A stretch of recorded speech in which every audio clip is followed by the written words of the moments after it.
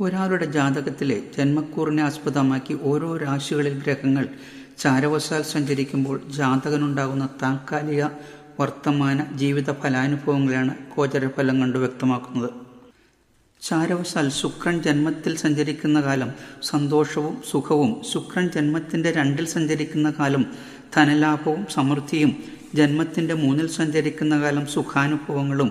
ശുക്രൻ ജന്മത്തിൻ്റെ 4-ൽ സഞ്ചരിക്കുന്ന കാലം സാമ്പത്തിക ലാഭവും, ശുക്രൻ ജന്മത്തിൻ്റെ 5-ൽ സഞ്ചരിക്കുന്ന കാലം സന്തോഷവും സുഖവും, ശുക്രൻ ജന്മത്തിൻ്റെ 6-ൽ സഞ്ചരിക്കുന്ന കാലം ശത്രുഭയവും ഭീതിയും,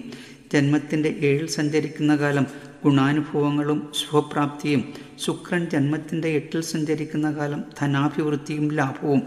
ജന്മത്തിൻ്റെ 9-ൽ സഞ്ചരിക്കുന്ന കാലം നൂതന വസ്ത്രലാഭവും, ശുക്രൻ ജന്മത്തിൻ്റെ 10-ൽ സഞ്ചരിക്കുന്ന കാലം